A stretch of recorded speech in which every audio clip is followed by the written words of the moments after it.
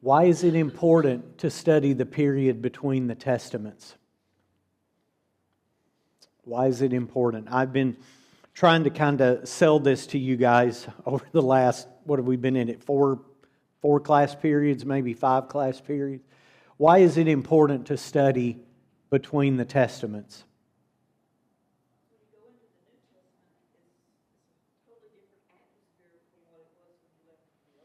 Right. When you leave Malachi and then when you appear in Matthew, a lot is different. A lot's changed, and we're learning what has changed and why it's changed.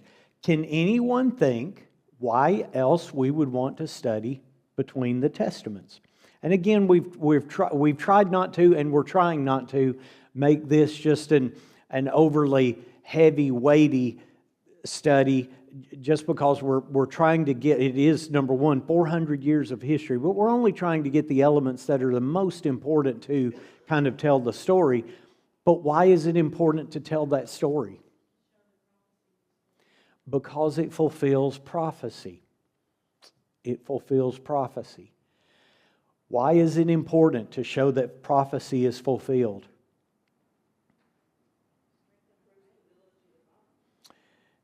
It was, and there's a few places in the New Testament, notably in Deuteronomy and also in Isaiah, where Moses and the prophet Isaiah makes the point that God is the supreme God because He can what?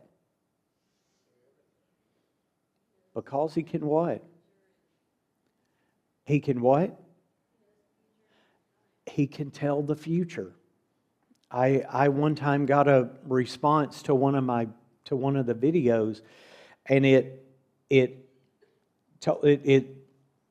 gave the question, or it made the statement that Christianity has no real way to prove its God is better than, this person said, the other 3,000 gods that have been invented. But the writers of the Bible said that's not true. What made God above other gods? He could what? He could tell the future. He could tell the future. Now, that's not the only thing. Isaiah said, and Isaiah even poked fun at the fact that a lot of the gods that existed at that time were just representations. They were made of wood and stone and silver and gold. And what did you have to do to them? You had to move them around, you had to place them, you had to seat them. And God is all-powerful. God is over all. God is everywhere. So that kind of power doesn't need the interjection of man, but those gods, at least in that time, did. But one big point is that if God can tell the future, then that makes Him more powerful than mankind. And there's 2 places where it deals with the intertestamental area. And both of them are in the same book. The first one's in Daniel chapter 8, and the second one's in Daniel chapter 11. Daniel chapter 11 has far more information than Daniel chapter 8. But both of them put together kind of spell out this intertestamental time period.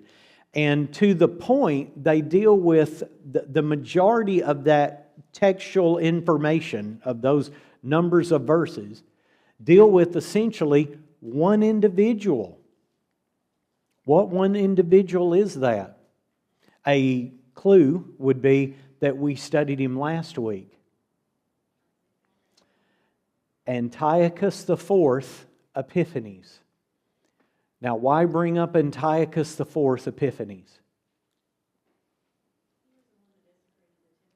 Because he was the one who forcibly interjected Hellenism, the Greek way of life, into Palestine.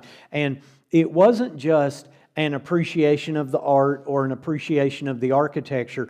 I mean, he went about undoing everything that made the Jews, even up to the point of desecrating the temple and putting a statue of Zeus inside of it. The point that we're at this morning is we're going to look at the pushback against that. And the pushback against that directly led to the formation of the development of what we see with Christ when He was born. So again, it sets this stage. So Daniel chapter 8, in Daniel chapter 8, if you look in verse 18, again, it's lots and lots of text that we won't take the time to read all of it. But Daniel chapter 8, what is happening in Daniel chapter 8? What's happening in Daniel chapter 8? He's had a vision. So Daniel chapter 2, what happens in Daniel chapter 2? This is a huge overview of Daniel. What happens in chapter 2? Nebuchadnezzar has a dream of a what? Of a statue. That statue is going to depict 4 what? 4 kingdoms. So Daniel essentially, through the vision of Nebuchadnezzar, foretells world history for the next 500 or 600 years. Daniel chapter 7 is a vision that Daniel has, but it basically duplicates what happened in Daniel chapter 2, but it just duplicates it in a different way. So Daniel teaches that there's going to be how many world kingdoms? 4 world kingdoms. In these 4 world kingdoms, the Jews are going to have to go through some great difficulty. But in the 4th one, which is going to be the Roman one, Jesus Christ is going to come.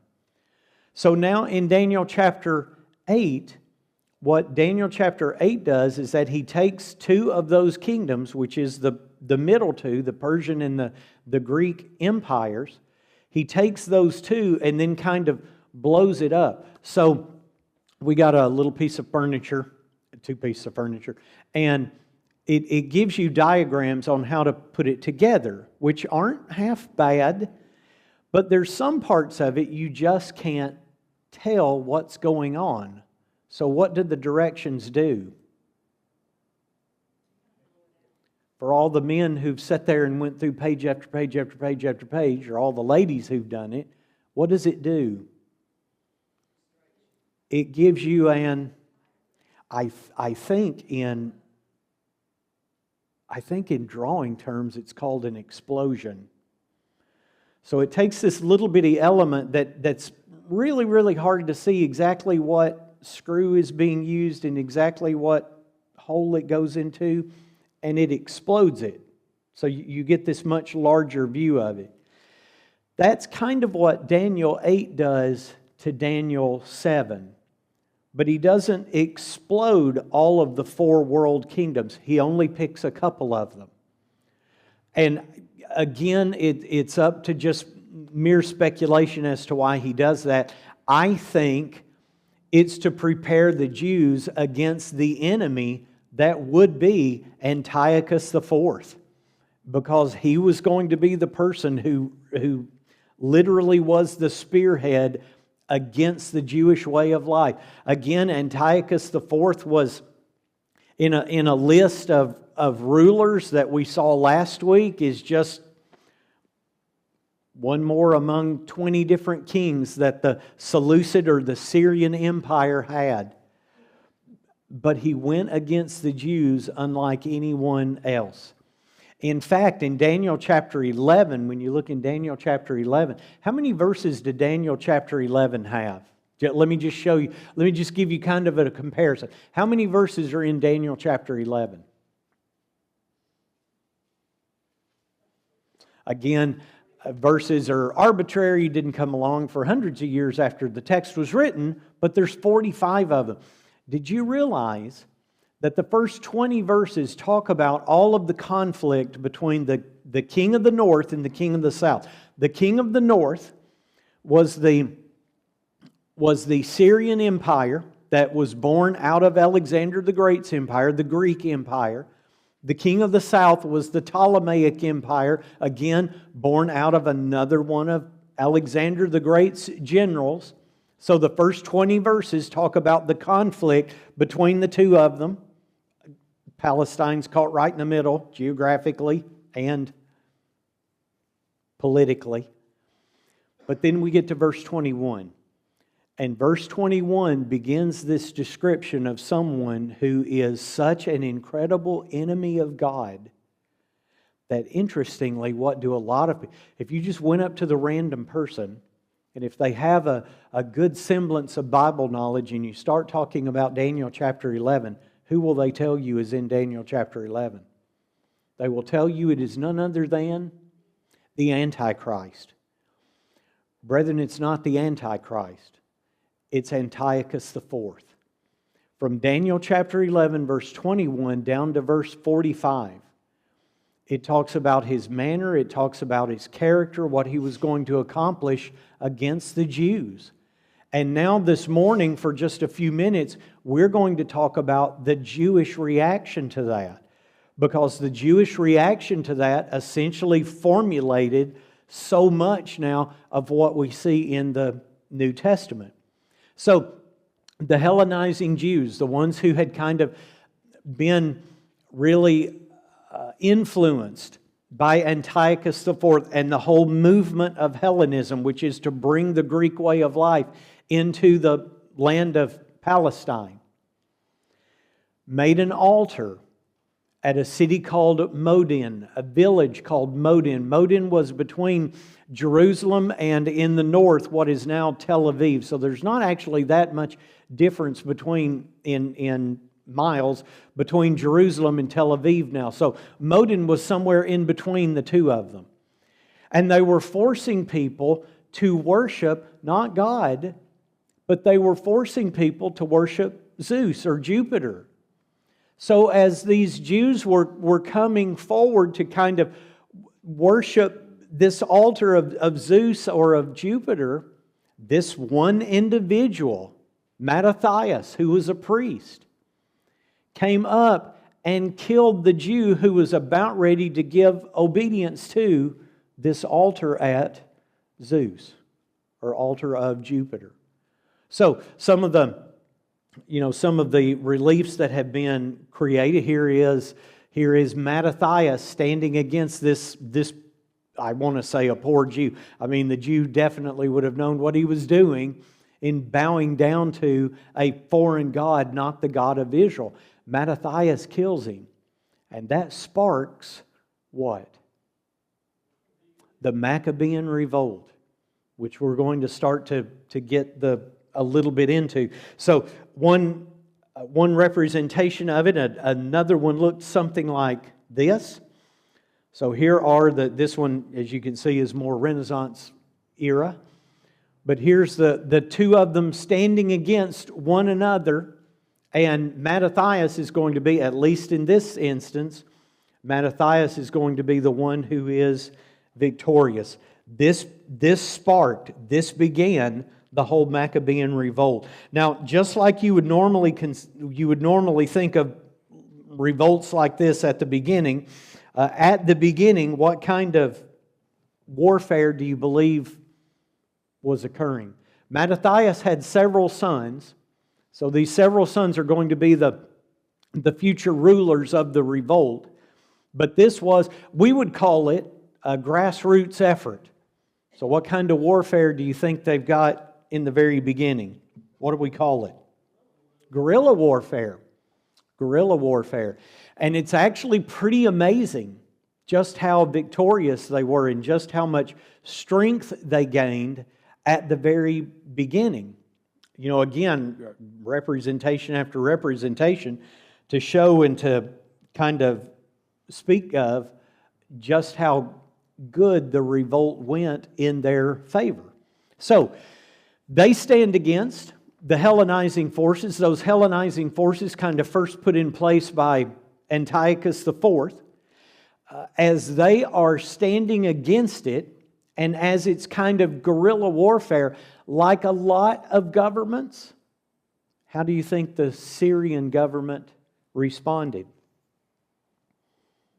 How do you think the Syrian government responded?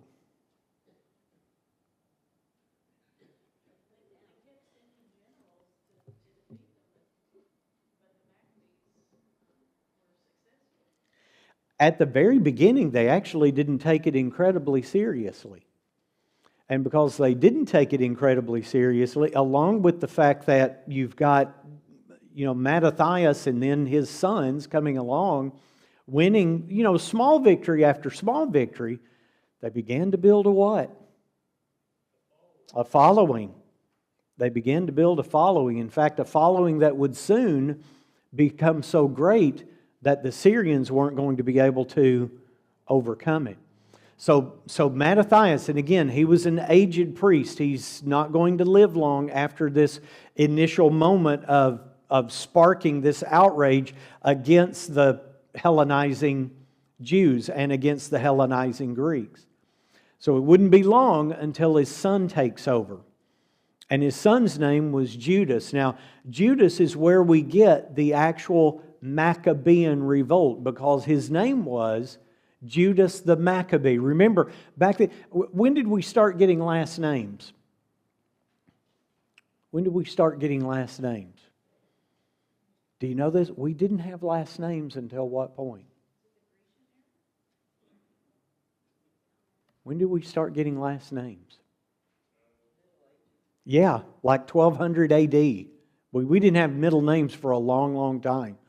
So you were known as Judas of who? Judas of Mattathias, and you see this in the New Testament. The disciples of Jesus, John the son of Zebedee, here was Judas called the Maccabee. So what does the Maccabee stand for? This is a pretty neat nickname. If you're going to be a military leader, this is the kind of nickname you want. What does Maccabee stand for? The hammer. The hammer. So Judas the Maccabee takes over. Continuing his victories, he's able to rally more and more of those Jews to his side. Again, here's some representations of Judas and their fighting that's there. Just like Denise had said, the Syrians don't really take it seriously. So if you're going to send troops in and you don't take it that seriously, who are you going to send in? Your weakest ones. If you are a superior football force and you're going to face a team that you know is not even in your league, you don't start your who? You don't start your starters. You pull them out. You send in the second team, the third team. That's kind of like what the Syrians did at the beginning.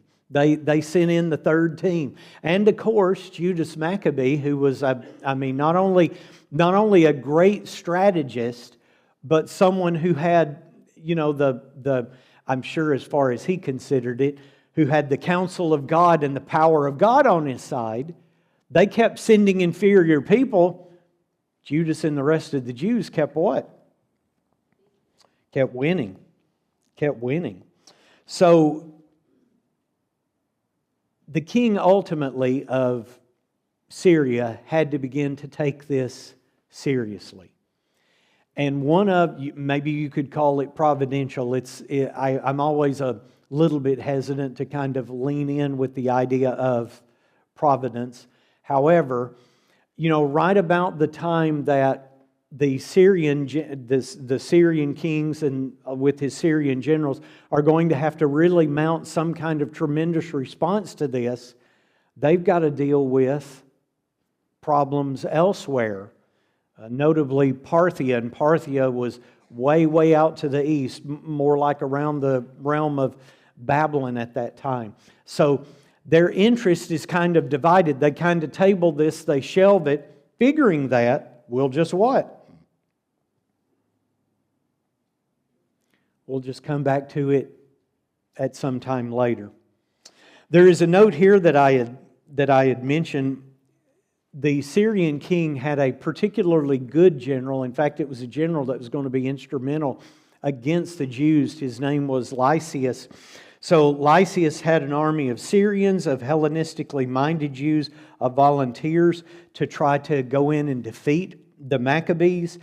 Judas, though, in a night attack, just completely defeated the Syrian army.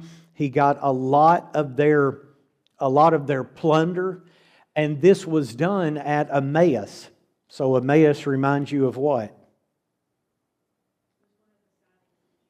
It was one of the places where you've got two disciples on the road to Emmaus. And so Jesus appears at one of the resurrection appearances. As it turns out, this victory at Emmaus actually turns out to be one of the turning points that opens the route of these Jews to Jerusalem. Because ultimately, if you're going to be victorious in kicking the Greeks out and kicking the Syrians out, you've got to what? What city do you have to take? You've got to take Jerusalem. You've got to take Jerusalem. This opened the passageway to them to Jerusalem. So they were able to then move on Jerusalem. They overtook everything except one military stronghold within the city itself. It was at that point in time referred to as the Acra. There's ruins of the Acra still around, but there remained a Syrian stronghold in the city itself, or at least it remained there for some period of time. But Judas the Maccabee was the one who not only took over from Mattathias, not only continued the string of victories, but most importantly, did what? Actually went and captured Jerusalem. Actually went and captured Jerusalem. And this became, of course, very, very important. It becomes very, very important for what reason? Once they capture Jerusalem, what are they able to do? Okay, take care of the temple. We'll come back to that, but let's kind of go on ahead and talk about just for a second Jonathan, or just for a few moments, kind of finish out the history here, and then go backwards, because I want to go back and talk to you about them cleaning out the temple. Jonathan was a ruler from 161 to 143 BC. So Jonathan, in a fight against Syrians, and Simon, Jonathan, and Johanna, all the brothers of Judas, several hundred of them, flee across the Jordan in battle. And from the standpoint of that, then Jonathan becomes the leader of the rebellion, and he also again is able to pull more and more young ranks into the Maccabean. I guess now we would just refer to it as the Maccabean army. At this point, something very interesting begins to happen, and it's going to set us up for this final period. At this point in time, the Maccabeans are becoming so powerful that in the turmoil of the Syrian kingdom, you've got now multiple people who are vying for control of the Syrian kingdom. And guess whose help they want? They need the Jews' help. So they begin to come to and they begin to approach these people who were head of the Maccabean revolt to try to get them to help them in their bid for overtaking the Syrian throne. So at this point, we kind of start to move toward the high priest being not so much an appointment from, because who did the high priest, how did they pick a high priest? It had to come from who?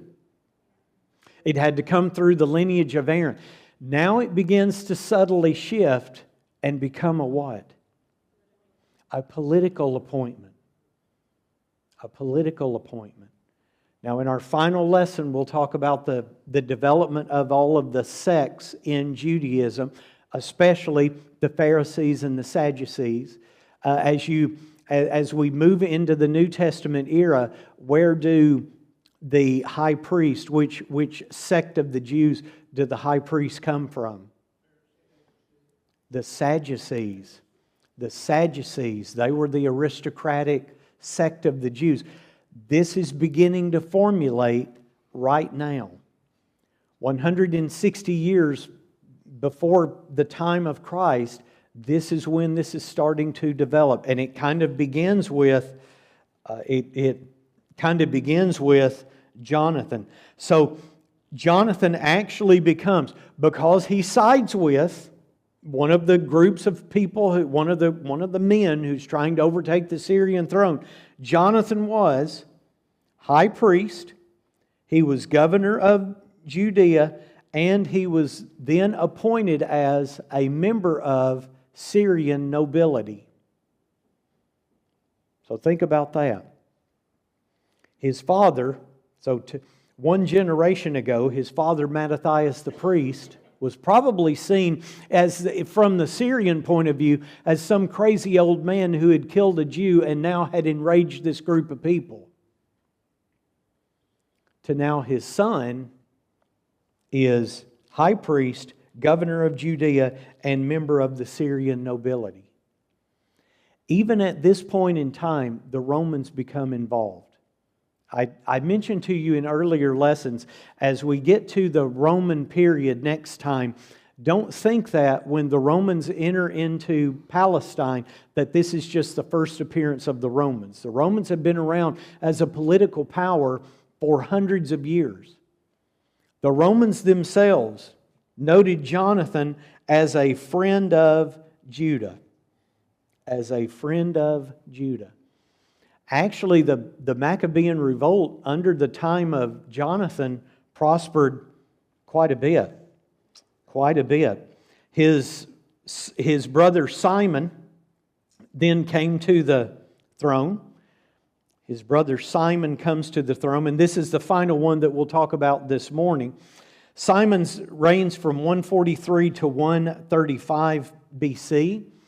Simon comes to kind of inherit the movement, the Maccabean movement, at a time when Syria again is facing incredibly difficult and incredibly problematic politics. One of the men who was trying to overthrow the Syrian government got Simon and all of the Jews to help him, and in return gave them full immunity from taxes.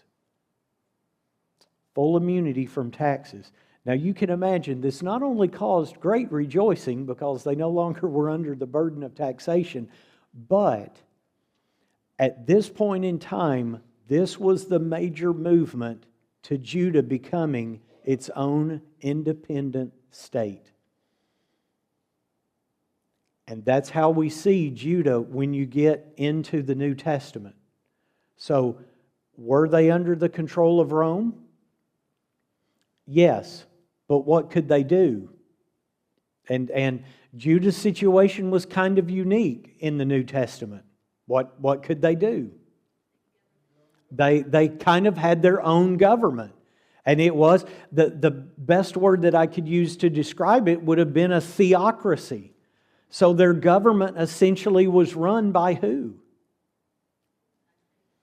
The high priest, the scribes and the Pharisees together, the chief rulers of the Jews. Now, they had a lot of power. There was some power that they didn't have.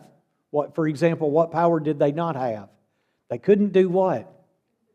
They couldn't put someone to death without the Romans approving it. And that's why we have what? That's why we've got Pontius Pilate in the accounts of the crucifixion of Jesus. But the whole fact of how the Jewish state now has kind of this quasi or semi-independence starts right here with Jonathan. And it starts because they are starting to see and evaluate the Jews as not just this guerrilla warfare movement, but as kind of its own political movement in general. So we're moving from a movement of warfare to a movement of politics. And that's what you see really starting to develop with Jonathan. So a couple of other just simple points here about this. The Hasidim party I mentioned last week were kind of the precursors of what other party in the New Testament? The Pharisees. So the Hasidim party recognized a particular high priest. Even in Jerusalem, there were still different people who were vying for the right of being called high priest. So the Hasidic party at this point in time recognizes Onias III as the rightful high priest. Now, when they did that, that essentially opened the door for the Hasmonean dynasty. And this is where we'll go the next time we have class, which will be the Sunday after next. So the Hasmonean dynasty then becomes the dynasty that will move all the way into New Testament times. Who was a famous Hasmonean ruler? Herod the Great. Herod the Great. I put in your notes the background of the name itself. For example, it believed that it was an ancestor of Mattathias and of Judas, who was known as Hasmonean, or in Hebrew, Hasmonean. So a lot of people kind of took the idea of Hasmonean and made the Hasmonean dynasty. So Jonathan is the last ruler before this Hasmonean dynasty begins. And it begins with Jonathan's son, and you may have heard of him, John Hyrcanus. John Hyrcanus. I always just desperately wanted this to happen, and I have no idea why it did happen. This is Jonathan, by the way. So Mel Gibson, when he did the Passion of the Christ, I think that was about 20 years ago, always had plans to follow it up with a movie about the Maccabean revolt. And that actually stayed in the works in Hollywood for a long, long time, but apparently nothing ever came of it. And I think he's moved on to another different project that he's trying to get worked out now. But I would have been interested to see that. The problem was there were probably too few people who would be interested to see that. But he actually wanted to make a movie about the Jews' victory over the Hellenizing forces. And as their victory over the Hellenizing forces, then it created this independent Jewish state. And that's really, really going to come to fruition next time when we move into the Hasmonean dynasty with John Hyrcanus. Okay, let's go backwards in history now just for a second. When Jerusalem was taken, and it was Judas the Maccabee who took Jerusalem. They also, when they took Jerusalem, of course, had full access to what building? They would have had full access to what building? The temple. Yes, the temple. So, they removed all of the signs of paganism that Antiochus IV, decades earlier had put there. The large statue of Zeus or Jupiter that was in the temple was removed. They reinstituted a regular altar and then normal sacrifice to God. So their cleansing of the temple now has kind of been passed down to Jews now as one of their most well-loved. In fact, a lot of people call it the most well-loved Jewish feast. To be fair, you would probably have to ask a Jew what they think about it, but it's widely reported that this is the most well-loved Jewish feast. What is it? Hanukkah. So, otherwise known as what? The Festival of Lights, or the Feast of Dedication. Now, let's look in John chapter 10, verse 22. Look in John chapter 10, verse 22. Again, we're starting to see, and I understand, I know that history can be, at best, tedious. However, These little elements that we are talking about are not unknown in Scripture. In John chapter 10, verse 22, what's going on? Now it was the feast of dedication in Jerusalem, and it was what? It was winter. So the feast of dedication, or the feast of lights, or the festival of lights, began with the 25th day of the 9th month in the Jewish calendar, which was Chislev. That was, of course, equal to our December. So they observed this 8-day feast of dedication known as a festival of lights. To this day, the Jews know it as what? They know it as Hanukkah. So the name, the Feast of Lights, appears in Josephus because of the lighting of ceremonial lamps, because it was an 8-day feast. Here's what Josephus had said about it. This practice is derived from the legend that only one cruse of oil was found when the Jews reoccupied the temple, so not enough oil was found. But it miraculously lasted for 7 days, so that the lamp in the temple was kept burning until a new supply of oil could be consecrated.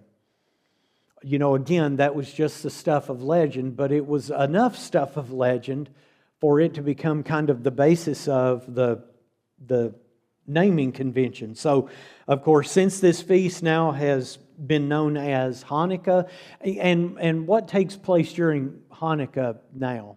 Now that we're so far removed from back in that day in between the Testaments, what takes place in Hanukkah now? It's actually kind of molded into like a Christmas, because what do? They give gifts. It's a strong time for family.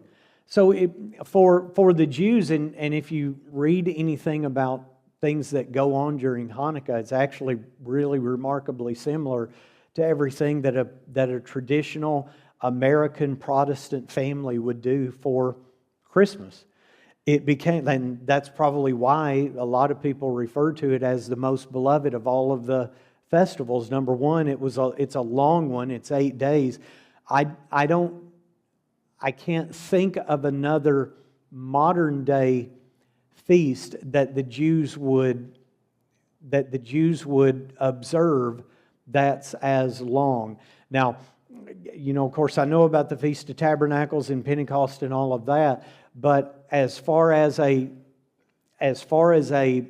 festival of that length, while they were that length back in the Old Testament, they aren't that length pretty much any longer, as far as I know, with the exception of Hanukkah, which of course ironically is a feast that isn't even what? Not commanded by God, but because of everything that happened here was put in place, and again was incredibly well loved. So this feast has been again the most popular of the post-biblical feasts in Judaism. What's another post-biblical feast? Post-biblical feast. And I kind of count this one, even though it's right at the tail end of biblical history. We studied it in Esther, the Feast of what? Purim. So the Feast of Purim. A lot of times people consider the post-biblical feast not necessarily after the Old Testament time period, but after all of those Old Testament feasts had kind of been legislated and put into the law of Moses. So this one's the most popular, Feast of Lights or Feast of Purim, also incredibly popular too. So this kind of sets us up for then that transition to look at the whole new development, and it's mainly a political development of what's going to take place in the New Testament times. We're not to the New Testament times yet, but now in the next lesson, all of those elements are going to finally kind of line up. So, in just the last minute or so, let's go to Daniel chapter 11. I just want to point out a handful of things. Daniel chapter 11. When we go to Daniel chapter 11 and verse 21, I didn't read this at the beginning of class because I didn't know how much time we would have, but if you notice in chapter 11, verse 21, and in his palace shall arise a vile person, to whom they will not give the honor of royalty, but he shall come in peaceably and seize the kingdom by intrigue. With the force of a flood they shall be swept away from before him and be broken, and also the prince of the covenant. So everything that the Jews held dear, particularly those people who held very fast to the covenant of God and that prince of the covenant, are going to be swept away. After the league is made with him, he shall act deceitfully, for he shall come up and become strong with a small number of people. When you look down with me in verse 29. At the appointed time he will return and go toward the south, but it shall not be like the former or the latter. For ships from Cyprus shall come up against him. Therefore he shall be grieved, and he shall return in rage against the holy covenant and do damage. So he shall return and show regard for those who forsake the holy covenant. And I think I mentioned in class that Antiochus IV actually goes to fight a warfare someplace else, and he loses. And he was enraged because he lost. And as he was enraged, he just kind of swept back through Jerusalem on his way back to Syria and went in and completely defiled the temple. Maybe out of a fit of rage. Scholars aren't really sure. But anyway, that sets us up then for that final period that will begin in the next class period.